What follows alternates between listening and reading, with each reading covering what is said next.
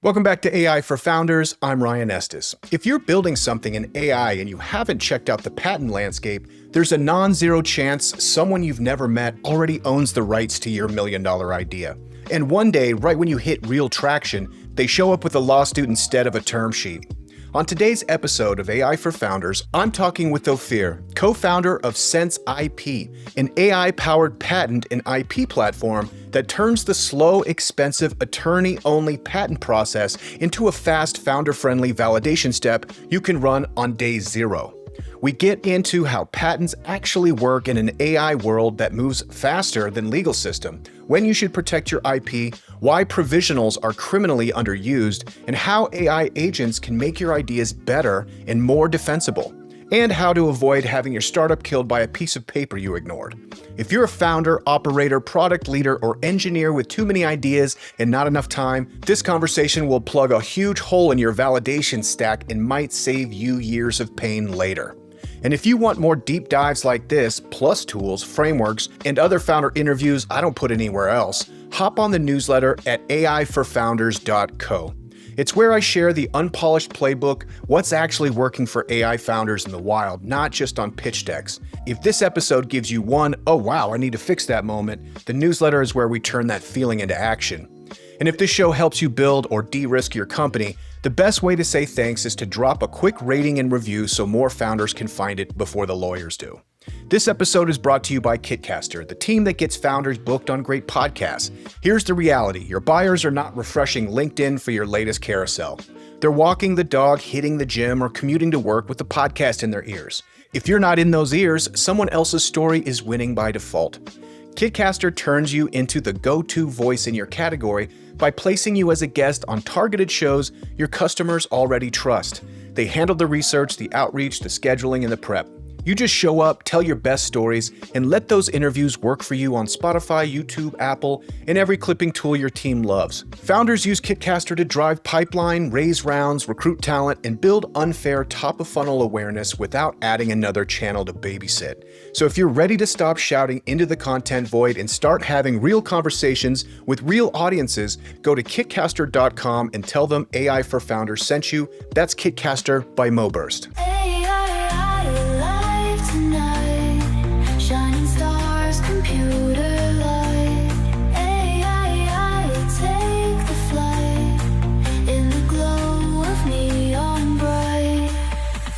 Ophir, thank you so much for joining me. Welcome to the podcast. Thank you. Thanks for having me. Absolutely. I'm really excited to talk to you, largely because you're right at the gateway of innovation, ideas, and commerce. And I wanted to start with a quote that I found from you online. You said that patents contain the hidden history of the future. What future do you think that we are sleepwalking into? That's a tough question to start with. Obviously, the world is changing under our feet, right? The AI is not only a dramatic shift in the state of mind of people, but the adaptation rate is so fast than everything we ever knew or saw before. So, technology usually takes time until it's implemented by the masses. But you can see, Germany 3 is out, people are already using it. And not only people, but companies are built around it. So it's a massive change in the industry that impacts each and every one of us in the world. And we carefully need to think where we at in this world and where we're heading. And what's I would say, something special that we as humans can bring with us to the table, because this is getting more narrow and narrow as the technology advances. So I think that looking at the world of innovation over the years and how innovation was able to help push the boundaries and create new things, I think that the essence of it is what we'll see in the future. And that's what we need to focus on. Amazing. And that's the perfect bridge to your company, SenseIP, which is patent search and patent filing for entrepreneurs and inventors. So walk us through a little bit of what your tool does. Well, it's a little bit more than just that. Ever since I was a kid, I remember remember myself scribbing and having duels of machines and ideas. And every now and then I wrote a paper about this is how I see a future or things that needs to be done. And then every few weeks or months, I read about something that I vaguely remember, writing about years ago. I show my wife, you see, this is a great company now, and I had that idea ages ago. She looks at me and say, great, and what did you do with it? And here's the thing. I strongly believe that every person out there is an inventor. Every person in the world have ideas. Question is, what are we doing with these ideas? Not a lot of people are entrepreneurs. So having the drive to actually push that one step forward. But even the ones that are entrepreneurs not necessarily have the right path. I mean, the minute they had an idea and they want to move forward, what's their next step? Will they start talking to people? Will they start asking Google or, the ChatGPT about it? It's a problem. Historically, what you should do is, first of all, check the basics, right? Make sure that you have something unique, that you have freedom to operate, that you can protect yourself before starting to try and gain some funds for your company. Well, these processes in the past were involving IP agents or IP attorneys. And the minute you mention that, you immediately think about, oh, it's going to cost me a lot. It will take me a lot of time. It's not my focus now, right? I'm just beginning. I don't want to spend money before I really know what I have. Well, this is exactly where SenseIP jumps in. We want to make sure that we democratize the way people innovate and invent. We want to make sure that there won't be this obstacle that you need to climb over of talking to IP attorney, or God forbid, forget about it and start doing that process 2 years down the road after you already have a product and you may have legal issues. Our goal was to make it simple, leverage the capabilities of the AI in order to help you in a very simple conversation, share your idea, whether it's a one-liner or a full research document, and our AI agent will help break it down to the concepts behind your idea, and then validate those concepts against everything else out there. So immediately in this process, you get to understand where you're at. What's your competition? Do you have freedom to operate? Do you have something unique in your invention that will be worthwhile? And if you don't, that's okay. Part of the iterative process in our system helps you understand what can be unique. Hey, this is a quote from, say, a paragraph of a patent that is very similar to your concept number 4. Well, how can you make this concept a bit more unique over that prior art? That process, that thought process, not only helps you protect yourself, but more importantly, makes your product stand out, make them unique, and make you start the journey or the path towards the success with a leg up. Now, this process, this intimate process of talking to the platform takes only a few minutes. So within minutes and very affordable cost, not only you go through the verification as never before, but you also finish up by this platform drafting and filing a provisional patent application for you, which means you are patent pending. So now you can easily and securely go and share your ideas with the world and start your journey towards implementation. So that's the basis of our platform, making sure that everything that you do IP-wise is done faster, better, more affordable, and the cherry on top, make that with a business sense, which means, and this is something that I'm very passionate about, IP or intellectual property or patent, for that matter, doesn't have any value if it doesn't serve a business purpose, right? I myself, I am a inventor and co-inventor of more than 300 patents. If you'll give me a subject, I'll be able to patent it in less than an hour, whenever bizarre topic will bring me. But what's the value of it? I mean, just a certificate on the wall? If you want IP to work for you, you need to make sure that you understand what they provide you. I mean, yeah, this IP serves this feature or this product. It protects it. This IP helps me fight competition. So the ability to understand from the get-go what exactly is the purpose of the IP and ensure that over the life cycle of the patents and your products in general, we keep tab on exactly, is that purpose still there? Is it still being served correctly? That's the key of actually right IP management. And we do that with the small early stage inventors, entrepreneurs, and startups.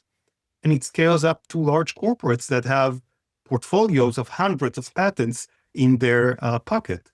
They definitely need to manage that with a business insights and not just be disconnected and think about the patent as a patent. Brilliant. I absolutely love this. What a great utilization of AI. I mean, like the patent process is very difficult, and it's hard to maneuver, and you can do it wrong. For example, I have a friend of mine he's got probably a dozen or so utility patents that protect his invention, and he's been very, very successful. However, what he found out is that what he really needed was a design patent, because you have a utility patent, you put it onto Amazon, let's say you're selling your unit, and so people were knocking him off almost immediately. And so really what was important was the design patent, because there's not a lot of engineers out there that can read a utility patent, but everybody can see a design patent, pretty well A/B test that if it's, on an Amazon screen and say like, yeah, that is infringement. So is it giving that kind of tactical advice to say like, hey, you know what, you have something novel here, but you might want to cover yourself with a design patent over here? That's a great question.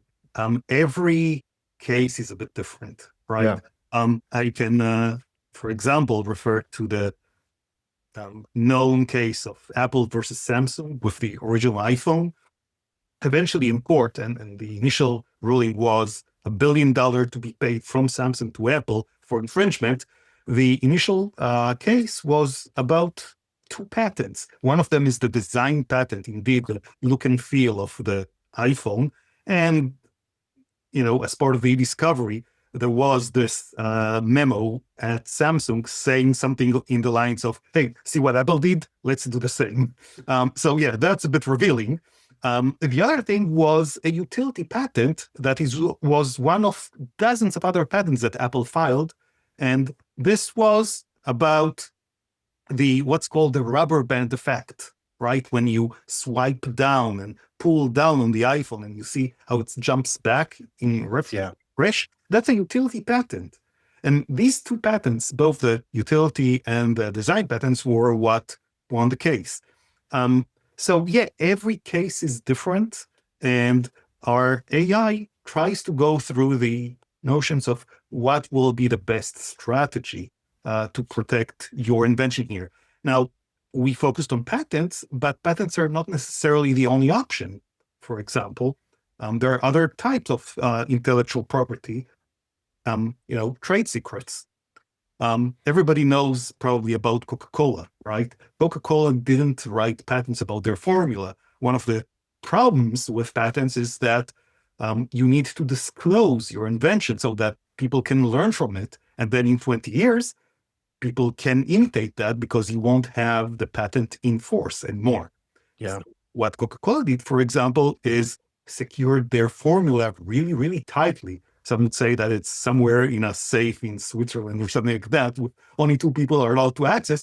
I don't know the true story, but the thing is, trade secrets are basically something that you say, I don't want to protect it with patent. I think I can hide it really well within my organization. And that's a very valid decision as long as you can identify what you have as trade secret and you make sure that you put all the measures in place so that no one else will access that. Because, yeah, if trade secret is leaked, if it's just because you didn't put the right security measures on it, nothing you can do about it. You'll just cry all the way till fall. That's one of the downsides of it. What I'm trying to say here is that the algorithm that we generated in our AI tries not only to address things by patents, but also see, can we instead, maybe it will make more sense to have a trade secrets. Something else that we're working on towards the future is maybe the ability to, instead of defend ourselves with a patent or trade secrets, let's publish portions of that idea so that will block others from filing patents. So there's a lot of techniques here that needs to be considered, but it's on a base-to-base case. And the fact that we have the AI capabilities to consider so many factors in a heartbeat, this was never possible before with the manual work of patent agents and patent attorneys. Okay, I've got a confession. As a podcaster and founder, I'm constantly meeting incredible people, guests, listeners, or other entrepreneurs. But here's my little secret. I'm terrible at following up. My inbox is basically a graveyard of missed opportunities. Does that sound like you? You meet someone amazing, exchange emails, have great intentions, and then life happens. 6 months later, you're kicking yourself thinking, I should have stayed in touch with that person. This is exactly why I started using warmstart.ai. And honestly, it's transformed how I think about my network. Instead of letting relationships go cold, Warmstart analyzes my existing contacts and helps me identify who I should be reaching out to and why. It even writes the outreach messages for me. But here's the key. I review everything before it goes out. I'm not just talking about this because they're a sponsor. I'm talking about it because watching a healthcare executive use this to build his entire advisory board in one weekend with 4 CEO signups made me realize I was leaving money on the table every single day. Your network is your net worth, but only if you actually nurture it. Check out warmstart.ai, use code AIFF to get $50 off your first month. Stop letting your relationships turn into missed revenue. This episode is brought to you by MoBurst, the AI-first growth engine trusted by iconic startups like Calm, Robinhood, Reddit, Uber, and Google. MoBurst is a digital full-service mobile-first marketing agency that helps companies to scale and become category leaders. Whether you're finding product-market fit or ready to accelerate growth, MoBurst delivers creative, data-driven solutions that help with scale and efficiency and impact. At MoBurst, we're not just guessing what works, we're predicting it. As an AI-first agency, MoBurst uses cutting-edge tools to analyze user behavior, adapt creative in real time, and uncover hidden growth opportunities. The result, marketing that's faster, smarter, and built to convert. From early-stage startups to global brands, we've helped hundreds of companies overcome complex challenges, unlock new audiences, and optimize every metric that matters. At MoBurst, we believe that creative thinking, advanced technology, and data are the core drivers of success at scale. If you're serious about scaling your business with precision and purpose, it's time to talk to MoBurst. Visit moburst.com and let's build something category-defining together. Amazing. They say ideas are cheap. It's ultimately what you do with them. And I think the listeners of this podcast, these are founders, these are operators, these are people who know how to execute. A lot of times they've raised millions of dollars to go execute on that idea.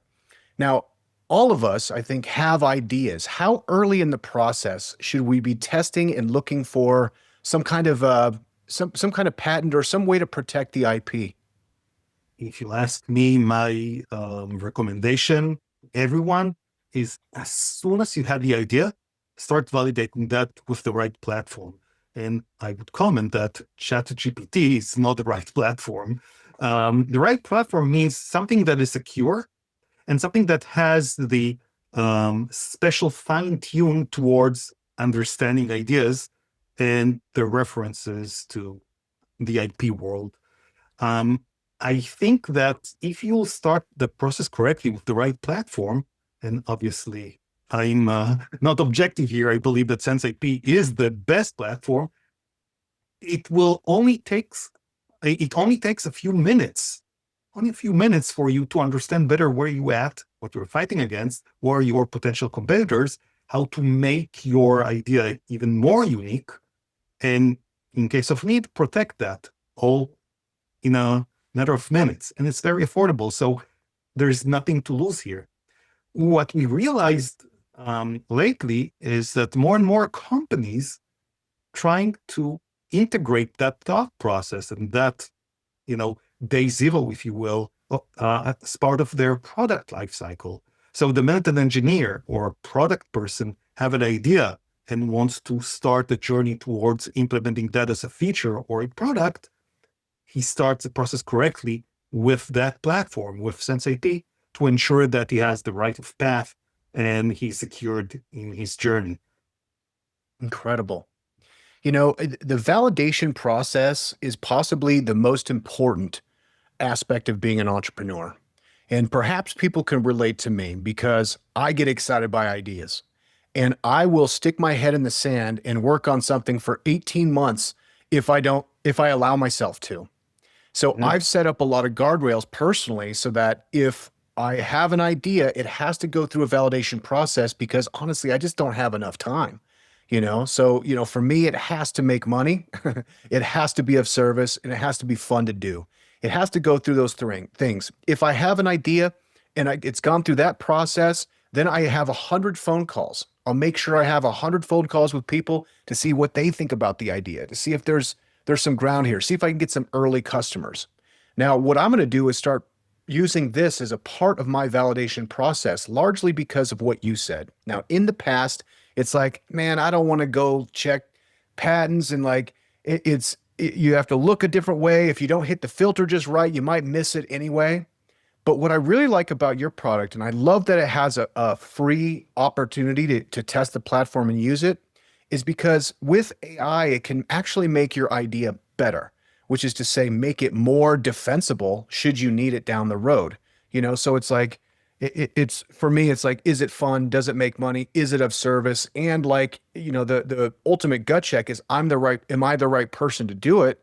But also, is it like, has it already been done before, or could it be done better in a more defensible way? Because what's worse than like you raise money around a great idea, you get early traction and $1 million run rate, and someone comes knocking on the door. It's like, hey, great idea. We had that 5 years ago, and actually you owe us a big chunk of cash.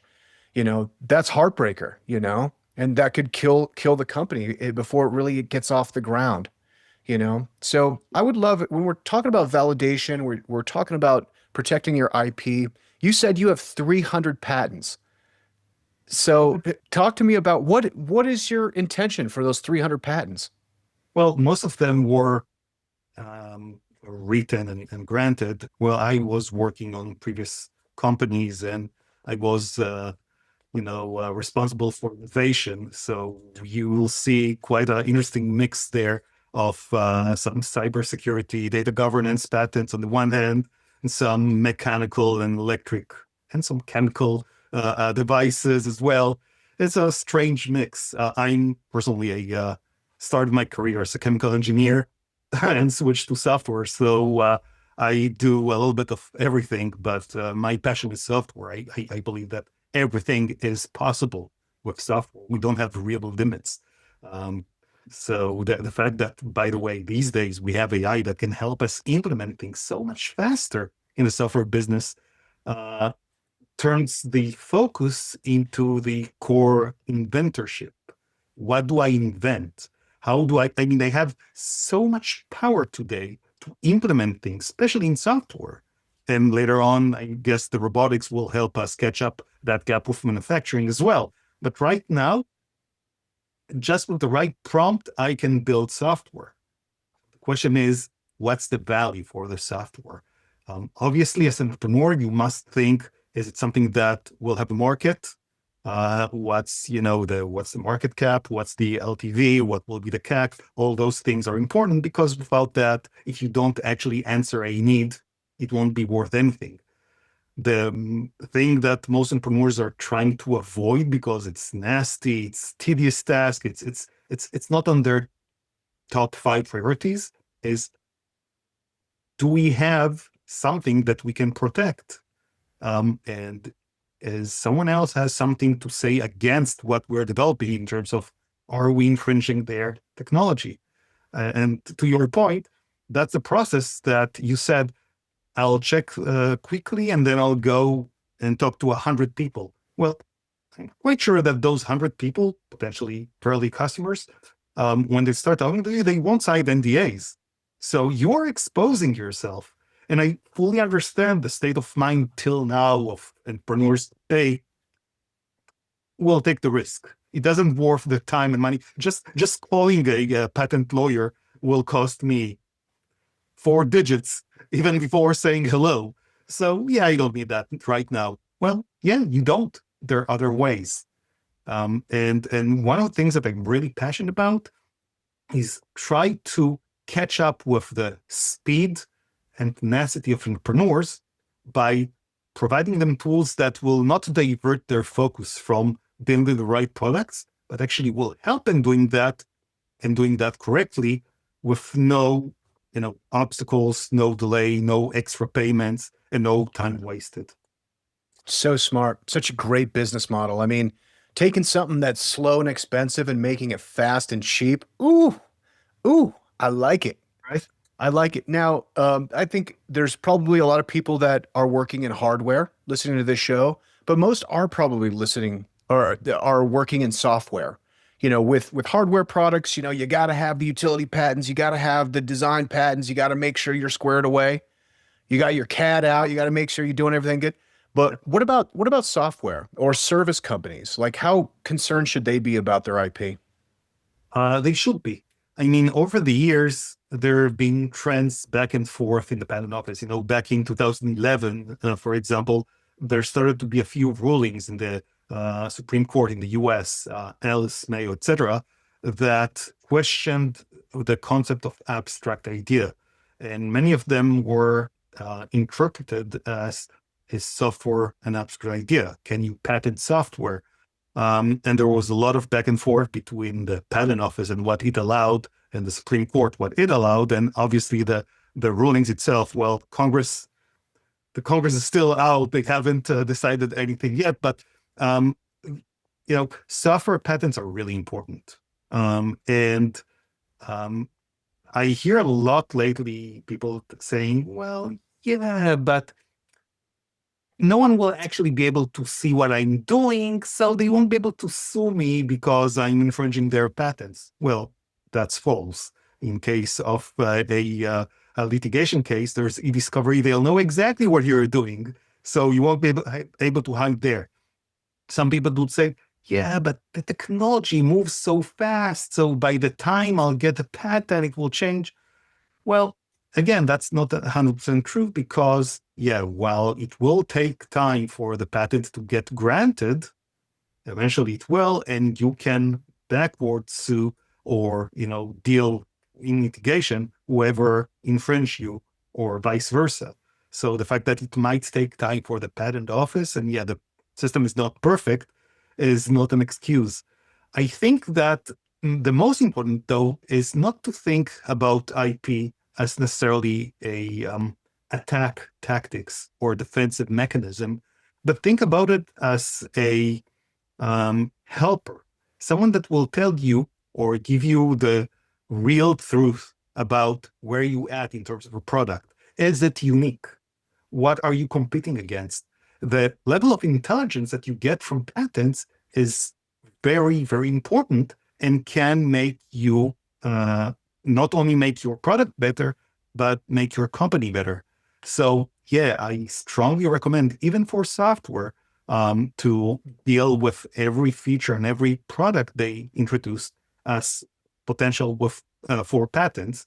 And now that the process itself is very fast, lean, and actually fun, there are added perks to using it. Yeah. Well, that's what I love about your product. And it can make your idea better, because oftentimes if you go look for competition and you find some, it's a good idea. That means that there's probably some money there.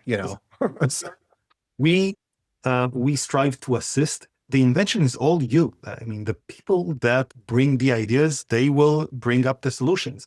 We will encourage them and we will be there to show them what may be the problems, encourage them to overcome that, and we'll give them all the tools. But this is something that, I don't want to predict the future because it's too risky. I still strongly believe that inventorship is something that will make us human or makes us human unique. So regardless of how much the AI will develop, it will be mostly trying to figure out things based on existing data, and it will not have real innovation. This is something that we want to encourage people to keep up doing and do more.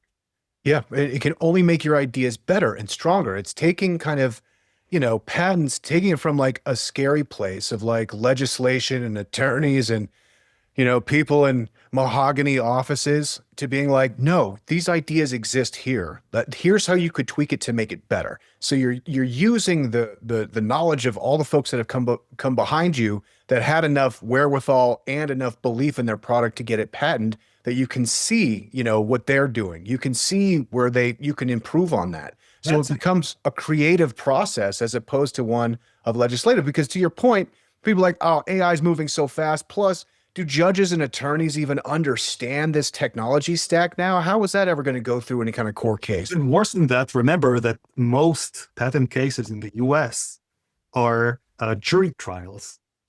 Right. Actually, Yeah. makes it more funny.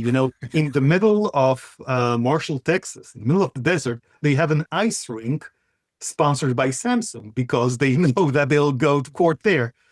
But to your point, and it's a very, very important point, the whole patent system as we know it was part of the American Revolution. Our forefathers were so smart to understand that in order to build a nation, they need innovation.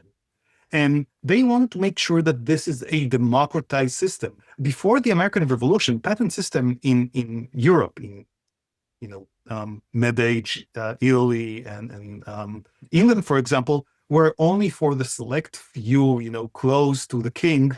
Hey, I'm a king. I allow you, my house inventor, to have exclusivity. That's it.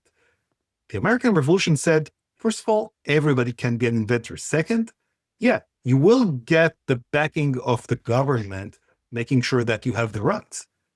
But in return, you need to share what exactly you did so that people can learn better. Isaac Newton said that if I got to something in my life, it's just because I stepped over the shoulders of giants that came before me.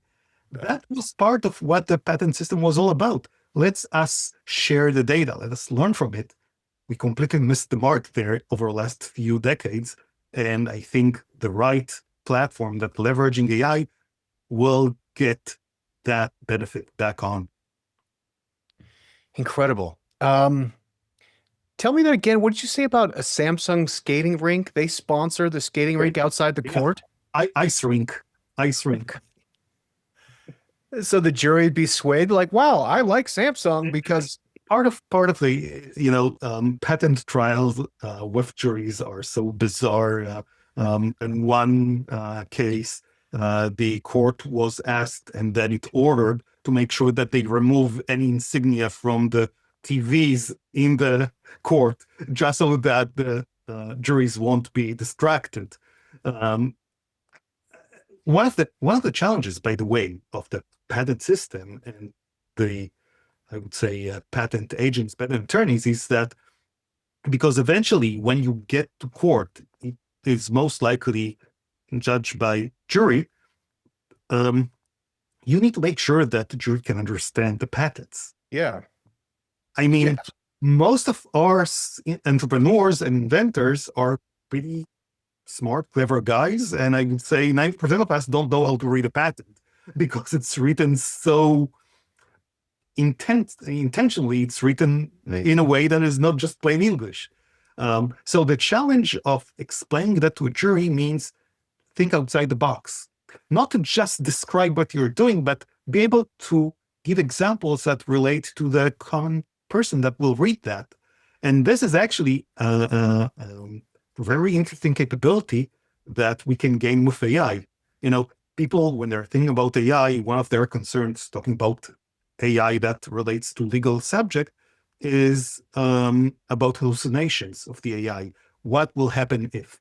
Well, in our case, and specifically here, after our system draft the claims for your invention, it also goes ahead and tries for each and every claim, understand what are the different use cases. It will do that based on all the data that you shared with it. So if you provided some examples for usage from, what you came up with, we'll definitely use that. But the system, the AI, will also try to find out other use cases.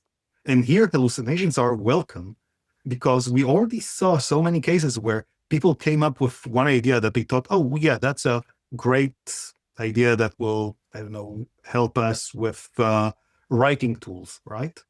And then the AI comes with an idea that, the same claim can be also used to harvest technology. Mm. Now, this is something that maybe the juries will relate more to. So having more examples not only enriches the strength of your patent and width for how other areas you can cover, but it's also something that will help you later on as part of the litigation. Hopefully you won't need to suffer it, but it's good to have it there. Amazing. I'd like to do a little role playing. Are you up for that? Go. Okay, I'm me and you're SenseIP AI. Okay. Now I'm an inventor and I am an inventor. I don't do a lot of hardware, but every once in a while I do. I was very close to bringing a product to market and I didn't do it. But I'm coming to SenseIP to validate my idea. Okay. So I'm typing in your SenseIP. I'm saying, okay, I have an idea. It's called the Blillo and it's a blanket made out of pillows. It's the Blillo. It's a pillow blanket. And then I hit enter. Now, what is SenseIP going to do right off the bat? So let me put the Leo mask because our AI agent is called Leo. And Leo? Yeah. Yeah. It's him for Leonardo da Vinci. I like it. Side conversation. Why not Albert? Because there's already too many AI agents that named after Albert. Famously, one is Salesforce, if I'm not mistaken. Okay. Just paid that university a lot of money to use Einstein. I would say that we checked that option before. Yeah, you would definitely be more appropriate, right? Especially that Albert worked in the Basel patent office. Exactly. Yeah. But Leo was amazing inventor, Leonardo. 100%. About patents because there was no real patent system back in the days. So as Leo, I will say that it sounds very exciting and I would like to hear more. For example, I understand that there are two elements, there are two concepts for your invention. It's a blanket and it's made as a pillow. Great. Let's start with these two. Let's make sure that they got it right. Now, let's try to dive deeper into it. What does it mean? Is there anything special about the pillows? Is there anything special about how you connect them together?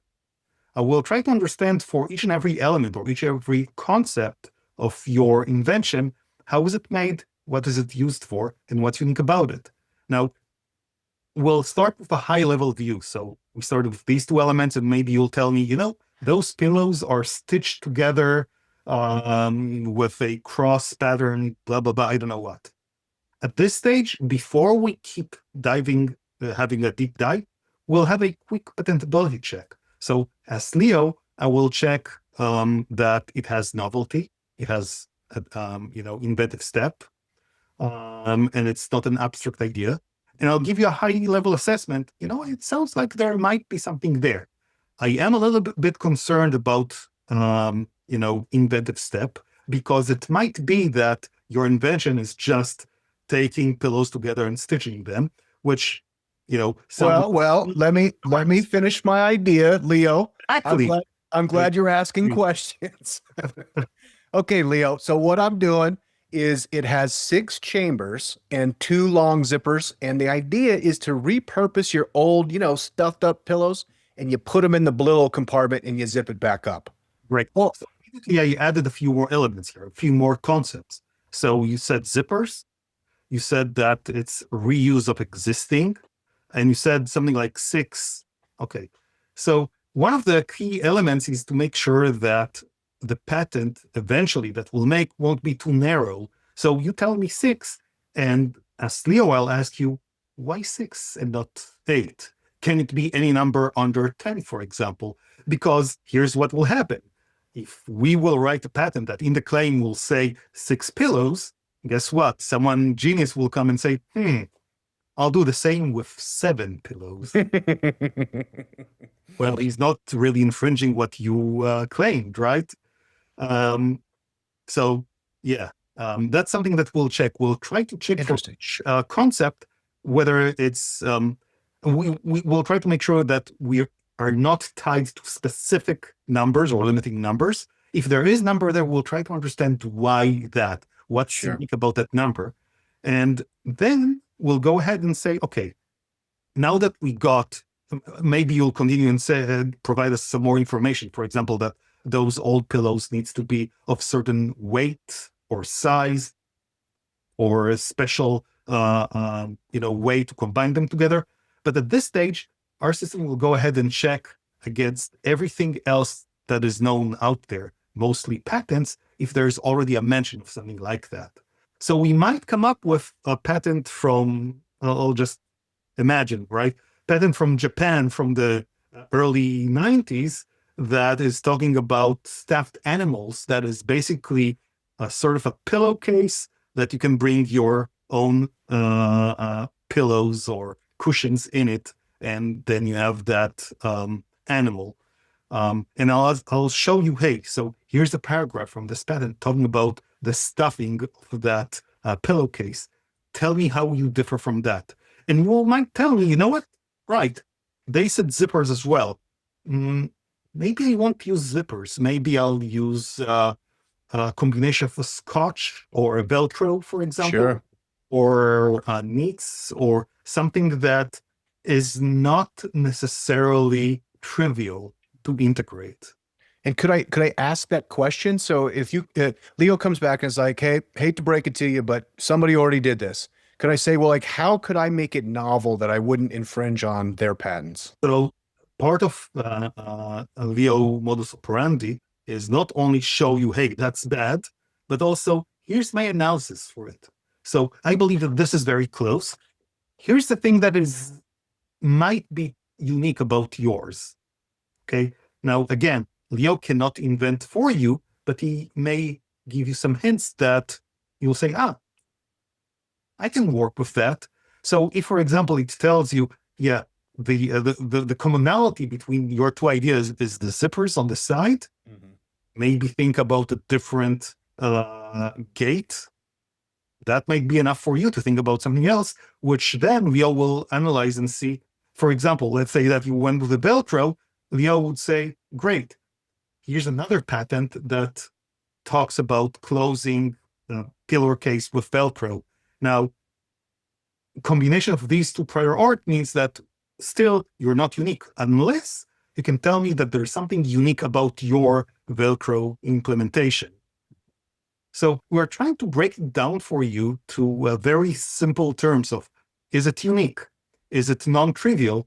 And if so, we can go ahead and actually, patent it. Love it. I love it. And then around the patents, you've got the ability for a one-time provisional patent or a non-provisional patent that you can go straight to the platform. And then your pricing has kind of a tiered option, kind of on a SaaS subscription model. How did you kind of settle on price point? Well, we started with the ad hoc, a la carte model, where people would come and just protect themselves. And we believe that the provisional patents are dramatically underutilized in the US. I'll give you an example. There are roughly 700,000 patent applications every year, non-provisional patent applications in the US, roughly 300 something granted patents. If you think about it as a funnel, so granted patent application, you think that the layer above it will be the provisional patent applications. And that should be in the area of 1.5, 2 million applications a year. But surprisingly, there's only 170,000 provisional applications every year. Now, let's spend a second to talk about what is a provisional. Provisional is not a patent. It's a patent pending. It's basically securing the priority date. It tells the patent office, hey, I invented that idea in this date, and within the next 12 months, I'll work a little bit more about it, and then I'll file a real non-provisional patent application, which will claim priority from that date. Why is that important? because as part of the American Invent Act in 2011, during Obama period, the US switched to what's called first to file. So, Ryan, if both you and I independently invented the same thing in our, basement, let's say that you had 2 months head start, but I was the first one to go to the patent office with it. It doesn't matter that you'll prove that you started 2 months before. I did. The first person that went to the patent office and tried to file a patent, he will win. That's why the priority date is very important. Now, provisional is a really cool tool that the US patent has, which means you don't need formal documentation, no claims, no fancy patent figures. It's very simple and it's very cheap for what's called a micro entity, an individual inventor. Under certain circumstances, the filing fee is only $65. The problem is the gatekeeper for writing patents are the patent attorneys, the patent agent, and it doesn't serve their time to spend it on provisional applications. That's why you have that morality of only 170,000. We changed that. It's very efficient, very effective to file provisional with us. And we price that so it will include the filing fee, make it very simple. Within the year from filing the provisional until that expires, the system will keep tab and check if there's anything new and will notify you when it's time to convert that to a non-provisional. And again, even there, the average cost of drafting and filing a non-provisional in the US sets in between $10,000 to $15,000. In our case, it's $5,000, which is very competitive. And our price also includes the prosecution, the examination process, which not a lot of people are aware, but once the patent will be picked by the examiner at the patent office, there will start a negotiation between him and your patent attorney. The better the application is, there will be less cycles of it. But for each and every cycle, you will need to pay because your patent attorney will spend time getting the rejection, understanding what's written there, trying to come up with a strategy of how to respond, then drafting the response and filing the response. It is a lot of time and money. We do Incredible that for you. So we will charge you. Well, and with, Sense, you don't have to talk to an attorney, which, I love attorneys, great people, many friends. However, when you get that itemized bill and they charge you $37 for reading your email, there's just a certain alarm that goes off in your head. Listen, their business model is charged by the hour, the items, which is perfectly okay. I think it's a bit dated for the AI world. And Agreed. All right, we're coming to time, but we got to go through the lightning round. Ophir, are you ready for the lightning round? Go. All right, SenseIP, how did you finance? Excuse me? How did you finance the product or the business? We have amazing investors. Incredible. How much did you raise? So far, $6.5 million. 6.5 mil. Great. And then how big is the team right now? 13 guys. 13 guys. And what's the makeup as far as engineers, sales, operations? So mostly engineers. We have about 9 engineers, and the rest are marketing. We do PLG only. We don't have sales team. So everything is marketing. Okay. What's a business idea you have that you have not patented yet? There is none. I mean, I'm great believer in eat our own dog food. So I used a lot the platform to patent things. 100%. Are you any concerned about patent trolls using the platform and using this great advantage cost savings benefit to be able to go out there and look who doesn't have patents and to start filing for it? Yes, we are trying to be very careful about abuse of those powers in our platform. I can tell you that we're also working on features toward the future that will help you be your own troll to some extent. So make sure actually you can monetize on your IP. Love it. If you were entering college as a freshman, knowing what you know now, what would you study? Damn, that's a good question. Something that will, I'll have fun with. What would that What would be? that be? Ceramics? Be? Yeah. Something in the arts. Yeah. Amazing. Okay. Is there a CEO, entrepreneur, or inventor that you follow or admire? Steve Jobs. The Jobs. distortion, being able to define revolution on four different worlds, it's short of a miracle. He's an incredible guy. I mean, I love hearing the stories about him because on one hand, such an incredible entrepreneur, such an incredible designer, and also just a remarkably horrible human being in some aspects. He has the clarity of thought about so many things, and he didn't let other things to distract him, like, for example, human connections. Yeah. Awesome.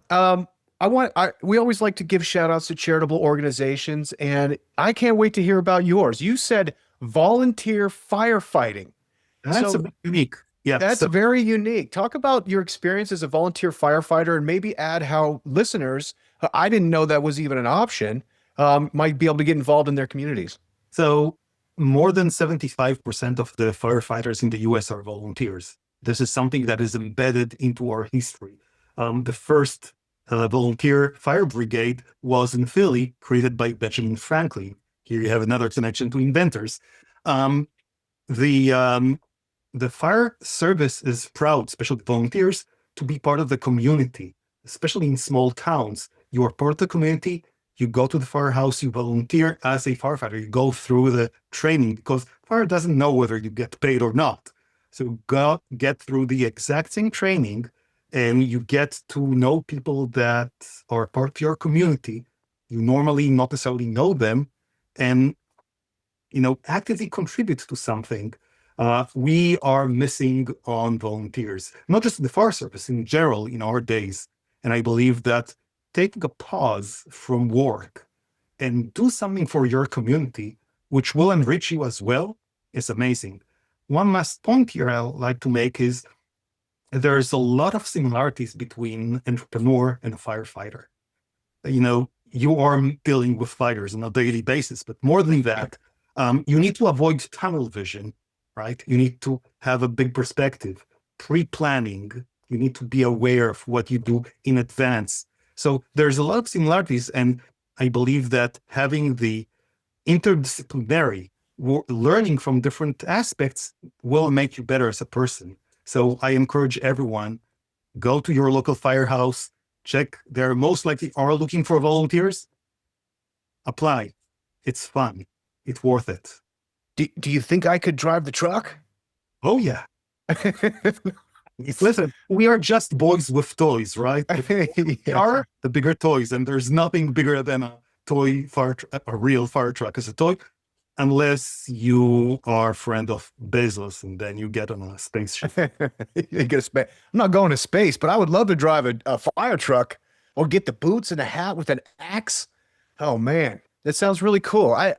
I love that. It keeps you in shape. Yeah, It's it definitely does. It's Do you get to like sleep at the firehouse and go down the pole and stuff? our firehouse in Tenfly, shout out. We don't have a pole, and we sleep only in case of there's a dramatic case storm or something like that. Otherwise, we always have our pagers with us, and So when cool. they just crawl, and whoever is available, jump on the car, turn on the blue lights, run to the firehouse, put on the gear, to the truck, and let's work. Incredible. I love it. You ever seen that movie Gangs in New York? Yep. There's that great scene when each gang has their own volunteer fire department. So when there's a fire, the like different gangs like bring their fire trucks and they start fighting each other. It's just great. Yeah, I don't think that this exists anymore. I hope not. Yeah. You're small Bergen County, north of Jersey, where I am. There's so many small towns here, and we all mutual aid each other. So, 3 a.m., there's a fire call in Dumont. They'll call us in Bergenfield and Cresskill, and we'll all join together and work our ass off until it's done. Amazing. You don't have beefs with the other firehouses. It's not how it works anymore. We bust each other nuts, of course. It's part of the tradition. But no, we will know each other. Fantastic. Ophir, this has been wonderful. I really appreciate your time. It's SenseIP.ai is the website. Where can people connect with you online personally? LinkedIn, OPHIRK1, or Ophir K at SenseIP.ai. Tremendous. Thank you so much for joining me. Thank you so much. Hey, founders, let me ask you this. Are you building with AI or getting left behind by it? If you're serious about scaling smarter, faster, and bolder, you need to check out aiforfounders.co. It's your go-to resource for cutting through the noise and actually using AI to grow your startup. Each week, AI for Founders drops a sharp, no-fluff newsletter, dives deep with expert guests on the podcast, and hosts monthly workshops where you can get your hands dirty with the real tools and strategies. Whether you're pre-seed or Series B and beyond, launching something new or just staying sharp, AI for Founders gives you the edge you need to win in 2025 and beyond. Hit aiforfounders.co to subscribe to the newsletter, tune into the podcast, and grab your spot in the next workshop. And it's all free. Build smarter, move faster, think bolder with AI for Founders. Now back to the show.